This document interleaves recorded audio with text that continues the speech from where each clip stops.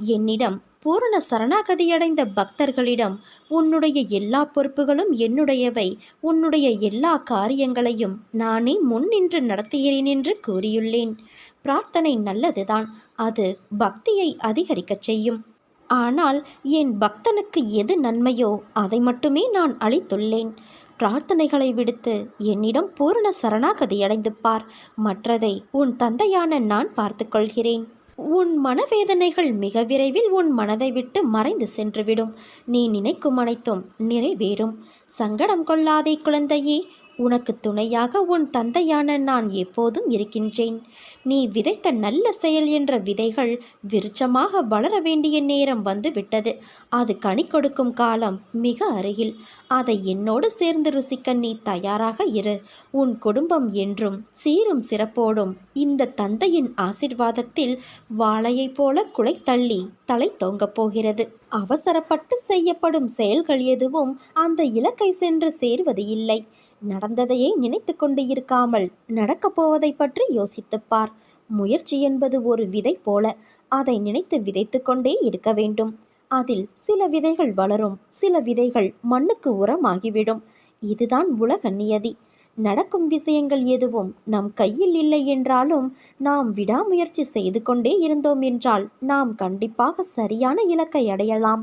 அதை அடைவதற்கு அவரவர்களுடைய கடமையை செய்வது மட்டுமே பிரதிபலனாகும்.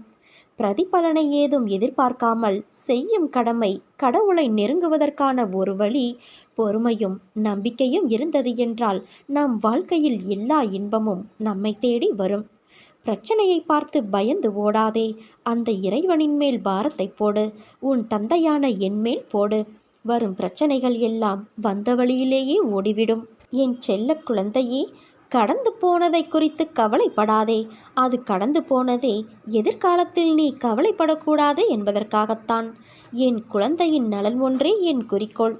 அதற்காக நீ சோதனைக்கு உள்ளாக்கப்பட்டாலும் உன் எதிர்கால வாழ்வு வளமானதாக அமையும்.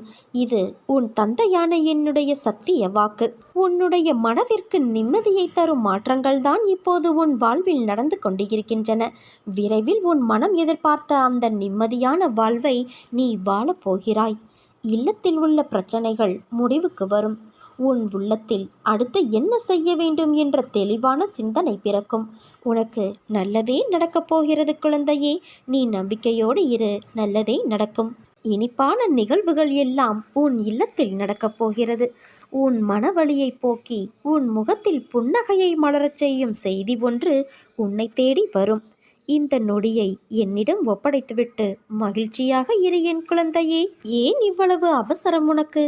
உன்னுடைய வாழ்வில் எதை நினைத்தாலும் உடனே அதன் முழு பலனும் கிடைத்துவிட வேண்டும் என்று நீ அவசரப்படுகிறாய். நீ நினைத்தது நடக்கவில்லை. நாள் தள்ளிக்கொண்டே போகிறதே.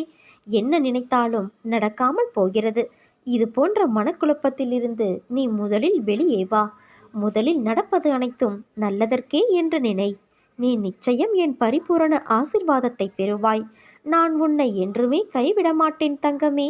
நீ மனமுடைந்து போகும் அளவு உன்னை சோதனைகள் சூழ்ந்துள்ளது. நீ அவற்றையெல்லாம் துச்சமாக நினை. என்மேல் நம்பிக்கை இருக்கிறதல்லவா? உனக்கான நல்வழியை உன் கண்களுக்கு புலப்படும்படி நான் உன்னை அழைத்துச் செல்வேன். நம்பிக்கை ஒன்றுதான் துயரங்களை தீர்க்கும் மருந்து. முதலில் நம்பிக்கை தைரியத்தோடு இருந்த உனக்கு இப்போது நம்பிக்கை குறைந்து விட்டது.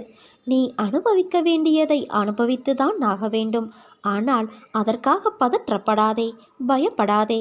ஏனென்றால் உன் தந்தையான நான் உன்னோடு தானே இருக்கிறேன். நம்பிக்கையோடு உன் கடமையை நீ செய். உனக்கான அந்த நல்ல நாள் நிச்சயமாக உன்னை தேடி வரும். மகிழ்ச்சி, ஆரோக்கியம், நற்பெயரோடு எல்லா செல்வ வளங்களையும் பெற்று சீரும் சிறப்புமாய் வாழ்வாய். அதற்கு உன் தந்தையான நான் பொறுப்பு. உன் தங்கமே, காத்திரு. நீ மேன்மேலும் வளர்ந்து வளர்ச்சியடையப் போகிறாய். யார் யாரெல்லாம் உன்னை வெறுத்தார்களோ, யார் யாரெல்லாம் உன்னை உதாசீனப்படுத்தினார்களோ, யார் யாரெல்லாம் உன் நம்பிக்கையை கெடுத்தார்களோ அவர்களை பற்றி இனி ஏதும் கவலைப்படாமல் இரு. உனக்கு நான் இருக்கிறேன். கோபம் வேண்டாம் குழந்தையே. தினம் தினம் நீ வழிபடும் என்னையே பல பேர் திட்டத்தான் செய்கிறார்கள்.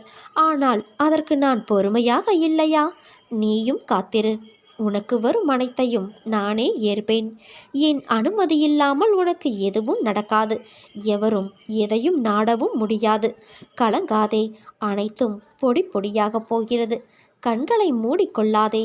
என் நாமத்தை உச்சரிக்கும் உன் மனம் எப்போதும் தெளிவாக இருக்க வேண்டும். இழந்ததையெல்லாம் நீ மீண்டும் பெறப்போகிறாய். உன்னை நாடி வரும் நேரம் இது. பிரிந்தவர் சேரும் நேரம். காத்திரு குழந்தையே, உன் கைகள் பல பேருக்கு உதவும் நேரம் இது. என் பக்தனுக்கு குறைகள் ஏற்படாமல் உன் தந்தையான நான் பார்த்து கொள்வேன். இருளை கண்டு நீ மிரண்டு விடாதே. வாழ்க்கை என்றால் இன்பமும் துன்பமும் இணைந்ததுதான். இன்பத்தை மட்டுமே அனுபவித்தவனும் இல்லை, துன்பத்தை மட்டுமே அனுபவித்தவனும் இல்லை. கடினமான காலங்களில் நீ எதிர்கொள்ளும் அனைத்து பிரச்சனைகளும் உனக்கான வாழ்க்கை பாடத்தை கற்றுக் கொடுக்கவே வருகிறது. அதை நீ உணர்ந்தாலே போதும் குழந்தையே, உன் மனம் சீராகும். நம்பிக்கையோடு செயல்படு. உன்னை அதிகம் அவமானப்படுத்தியவர்கள் முன் நீ தலைநிமிர்ந்து வாழும் வகையில் உனக்கான முன்னேற்ற பாதையை காட்டி நான் பெருமையடைய செய்வேன். உனக்கு ஒரு விஷயத்தை முதலில் தெளிவுபடுத்த விரும்புகிறேன்.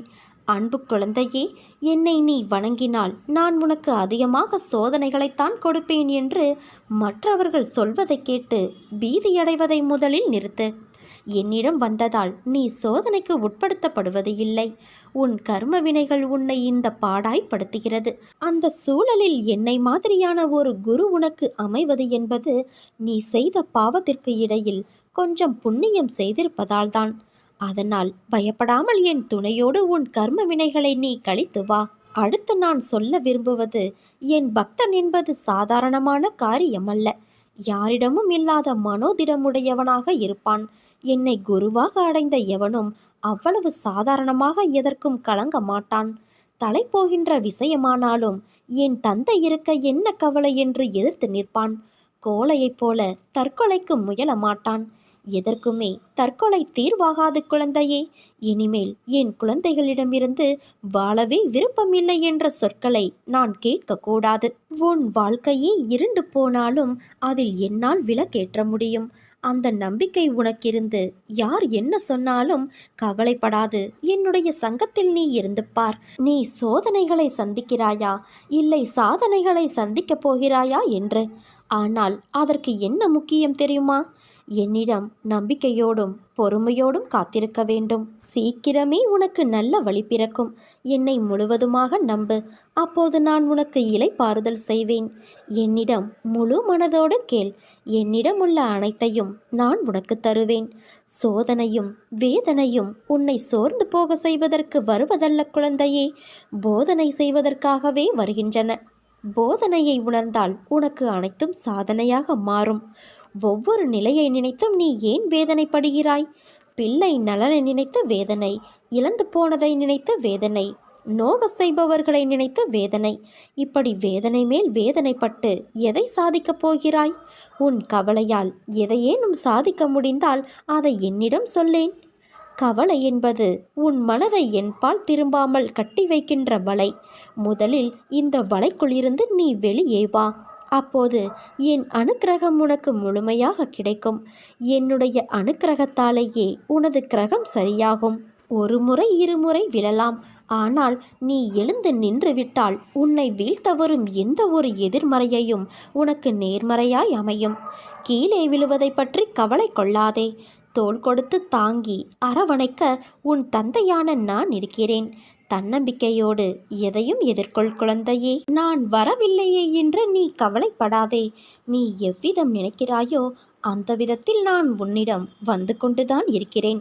ஆனால் அதை உன்னால் தான் உணர முடியவில்லை. என்னுடைய பக்தர்களின் ஒவ்வொரு செயலும், வாழ்க்கையின் ஒவ்வொரு நிகழ்ச்சியும் என்னாலேயே கவனிக்கப்பட்டும் உருவாக்கப்பட்டும் வருகிறது.